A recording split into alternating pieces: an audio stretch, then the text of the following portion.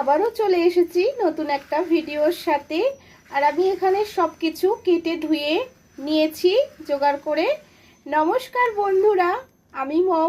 আমার এই ছোট্ট চ্যানেলে সকলকে স্বাগত। আশা করছি সকলেই ভালো আছেন, আমিও ভালো আছি। চলুন আজকে কি রেসিপি করে দেখাই আপনাদের, সাথে যুক্ত থাকুন, পুরো ভিডিও দেখুন, স্কিপ করে দেখবেন না।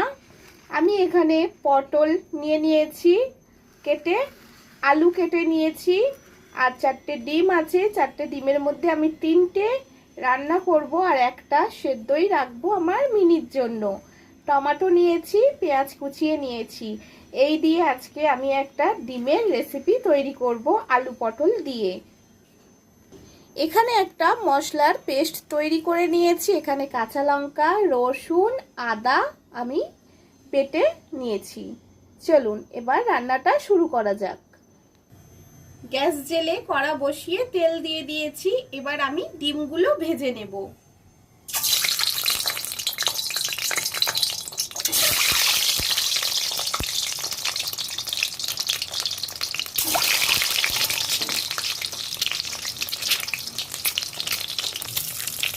হলুদ দিয়ে দিলাম। ডিমগুলো একটু এইভাবে,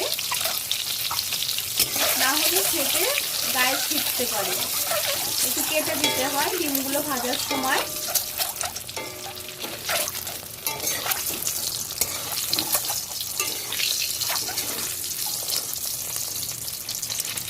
এই তেলের মধ্যে দিয়ে দিলাম পটলগুলো। পটলগুলো ভেজে তুলে রাখবো।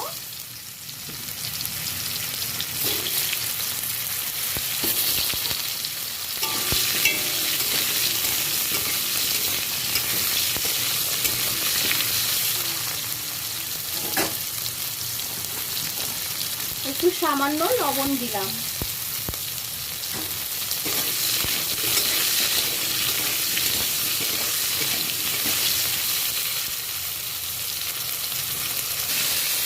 পটলগুলো ভাজা হয়ে গেছে, এবার আমি তেল ঝরিয়ে তুলে নেব। পটল ভাজা তেলের মধ্যেই আমি একটা শুকনো লঙ্কা আর তেজপাতা দিয়ে দিলাম।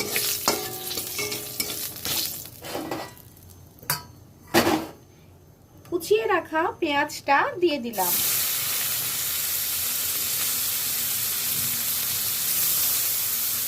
যারা একদম পটল খেতে ভালোবাসেন না, এইভাবে রান্না করে দেবেন, দেখবেন ওনারাও খেয়ে নেবে।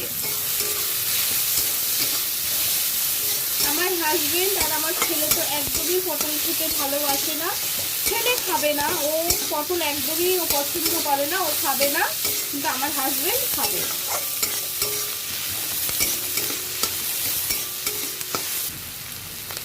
কেটে রাখা আলুগুলো দিয়ে দিলাম। আমার ছেলে খালি ডিমটা আর আলুটাই খাবে।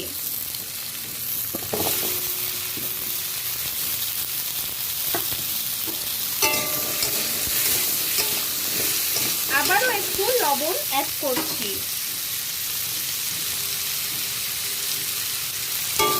আলুটাও ভালো করে নেড়ে চেড়ে ভেজে নেব। আলুটা ভাজা হয়ে গেছে, এবার আমি কেটে রাখা টমেটোটা অ্যাড করে দেব।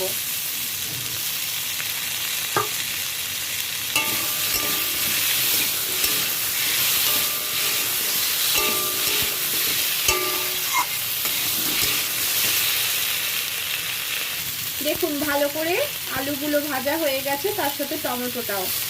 এবার আমি পেস্ট করে রাখা মশলাটা দিয়ে দিলাম। এতে আছে আদা, রসুন, কাঁচা লঙ্কা। এটা ভালো করে কষিয়ে নিতে হবে। রসুনের একটা কাঁচা গন্ধ আছে, না কষালে কাঁচা গন্ধটা ছাড়বে, ভালো লাগবে না।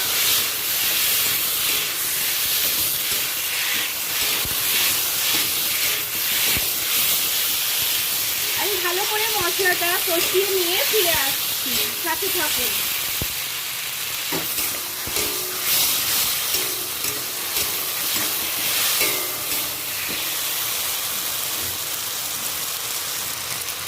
এর মধ্যে আমি ভেজে রাখা পটলগুলো দিয়ে দিচ্ছি।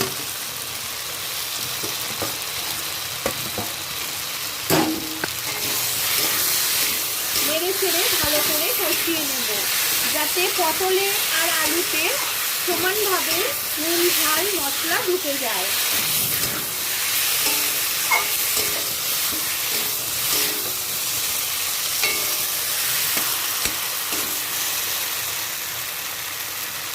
এখানে একটা মশলা তৈরি করে রেখেছি। এতে আছে জিরে গুঁড়ো, গুঁড়ো লঙ্কা আর হলুদ। গুঁড়ো লঙ্কার পরিমাণটা কমই আছে যেহেতু আমি কাঁচা লঙ্কা পেস্ট করে দিয়েছি।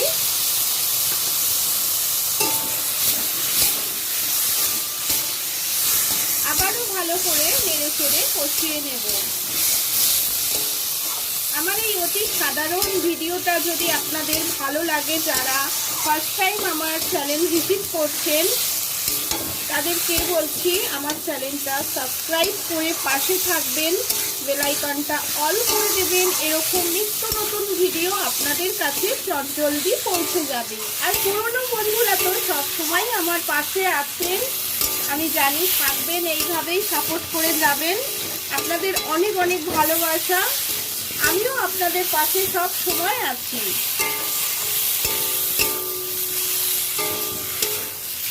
মশলাটা আমার খুব ভালো করে কষানো হয়ে গেছে। এবার আমি জল দিয়ে দেব পরিমাণ মতো। মশলার বাটি ধোয়া জলটা দিয়ে দিলাম।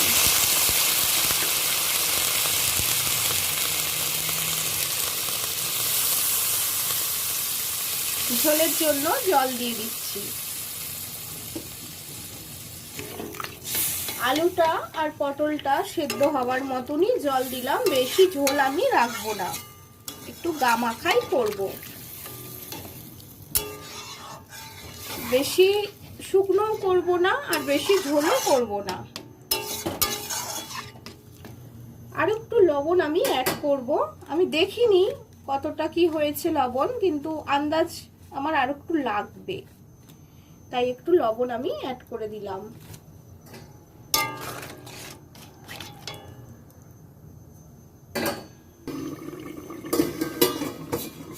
আমি ঢাকা চাপাটা খুলে নিচ্ছি।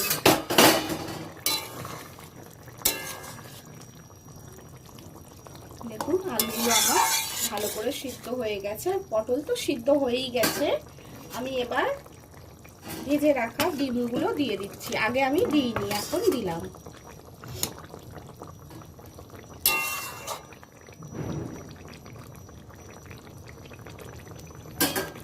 উপর থেকে ধনেপাতাও দিয়ে দিচ্ছি। এবার খানিকক্ষণের জন্য একটু ঢাকা দিয়ে রেখে দেব।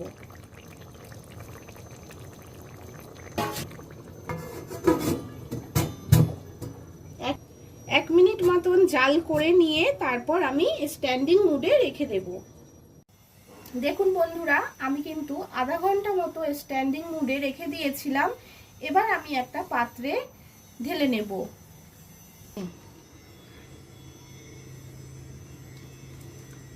অবশ্যই কমেন্ট করে জানাবেন আজকের সাধারণ একটা রেসিপি আমরা সকলেই বানাতে পারি।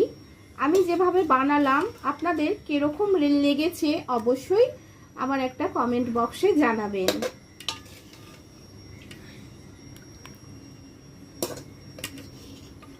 যারা এখনো আমার চ্যানেলটা সাবস্ক্রাইব করেননি, সাবস্ক্রাইব করে পাশে থেকে যাবেন, পাশে থাকা বেল আইকনটা অল করে নেবেন। এরকম নিত্য নতুন ভিডিও আপনাদের কাছে চটজলদি পৌঁছে যাবে। এতক্ষণ যারা আমার ভিডিও জুড়ে সাথে ছিলেন অসংখ্য অসংখ্য ধন্যবাদ, অনেক অনেক ভালোবাসা। আজকের মতন ভিডিওটা আমি এখানেই শেষ করব। দেখুন কত সুন্দর হয়েছে, কালারটাও ভালো এসেছে, ঘ্রাণটাও ভালো আসছে। তবে এখানেই শেষ করছি, বাকি কথা আবার নতুন একটা ভিডিওয় ফিরে আসব, তখন বলবো। ততক্ষণের জন্য সবাই ভালো থাকবেন, সুস্থ থাকবেন, টাটা।